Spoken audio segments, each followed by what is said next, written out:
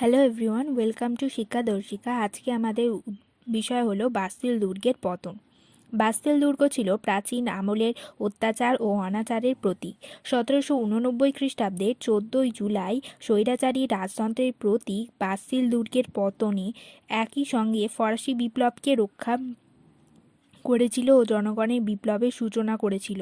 Bastille দুর্গ পতনের কারণ খাদ্যাভাব। 1789 খ্রিস্টাব্দের জানুয়ারি মাস থেকে ফ্রান্সে খাদ্যাভাব, দ্রব্যমূল্য বৃদ্ধি, বেকারত্ব ও সরকারকে বৈষম্যমূলক কর নীতি জনগণের মনকে ক্রুদ্ধ করেছিল।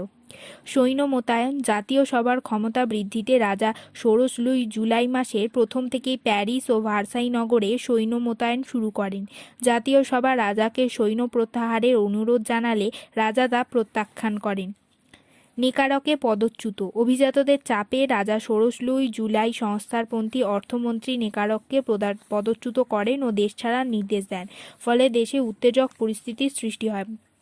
প্যারিস সহ ফ্রান্সের পরিস্থিতি ছিল অগ্নিগর্ভ। মূলত 12 জুলাই থেকে তীব্র গণবিক্ষোভের আভাস পাওয়া যায়। গ্রাম থেকে আসা হাজার হাজার ক্ষুধার্ত জনতা প্যারিসের ক্ষুধার্ত জনতার সঙ্গে যোগ দেয়। 3 দিন ধরে সেনাবাহিনীর সঙ্গে জনতার সংঘর্ষ চলে। প্যারিসের কৃষক শ্রমিক জনতার বিরুদ্ধে রাজা অশ্বারোহী বাহিনী প্রেরণ করলে এক তরুণ চিত্র সাংবাদিকের নেতৃত্বে ক্ষিপ্ত জনতা 1789 খ্রিস্টাব্দের 14 জুলাই স্বৈরাচারে মূর্ত প্রতীক বাস্তিল দুর্গ আক্রমণ করে। প্রায় 7-8 হাজার জনতার একটা দল বাস্তিল দুর্গ আক্রমণ করে। জনতার সঙ্গে দুর্গরক্ষীদের তীব্র সংঘর্ষের পর আক্রমণকারী জনতা বাস্তিল দুর্গ ধ্বংস করে বন্দীদের মুক্ত করে দেয় ও দুর্গের অস্ত্রশস্ত্র সহ অন্যান্য জিনিস লুট করে 1789 খ্রিস্টাব্দের 14 জুলাই। এ সময় গুজব রটেছিল যে প্রায় 30,000 রাজভক্ত সৈন্য নাগরিকদের বিরুদ্ধে বাস্তিল জমায়েত হতে চলেছে। বাস্তিল আসলে সুরক্ষিত ছিল না। কোনো পরিকল্পনা মাফিক বাস্তিল দখল করা হয়নি। ঘটনাচক্রেই জনতা এই দুর্গে সমবেতভাবে প্রবেশ করতে পেরেছিল। তারা অতি সহজেই দুর্গটি দখল করে নেয়। সহজেই সম্পন্ন হয় বাস্তিলের পতন। বাস্তিলের পতন রাজা ও অভিজাতদের মনোবল ভেঙে দেয়। রাজা জাতীয় সভার কাছে আত্মসমর্পণ করে মধ্যবিত্তদের মাথা পিছু ভোটের নীতি স্বীকার করে। অভিজাতদের চক্রান্ত ব্যর্থ হয়।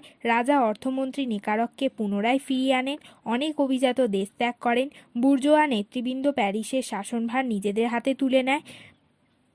লাফায়েতের নেতৃত্বে জাতীয় রক্ষী বাহিনী গঠিত হয়। প্যারিস কমিউন প্রতিষ্ঠা করে প্যারিসের আইন শৃঙ্খলা স্থাপিত হয়। পতনের গুরুত্ব। বাস্তিল দুর্গ পতনের উল্লেখযোগ্য গুরুত্ব ছিল স্বৈরাচারী রাজতন্ত্রের প্রতি বাস্তিল দুর্গ আক্রমণ ও তার পতন ছিল রাজশক্তির বিরুদ্ধে সফল প্রতিবাদ। ঐতিহাসিক গুডউইনের মতে বাস্তিলের পতনের মতো আরও কোনো বিপ্লবের ঘটনা এতটা সুদূরপ্রসারী গুরুত্ব ছিল না। ফরাসিরা এই দিনটিকেই স্বাধীনতা দিবস রূপে পালন করেন। বাস্তিলের পতন স্বৈরাচারী রাজতন্ত্রের পতন সূচনা করে ফ্রান্স তথা ইউরোপের মুক্তি পিপাসু মানুষের কাছে মুক্তির অনুপ্রেরণা নিয়ে আসে। গ্রামাঞ্চলে ব্যাপক উন্মাদনার সৃষ্টি হয়। অভিজাত শ্রেণী দেশ ছেড়ে পালাতে বাধ্য হয়।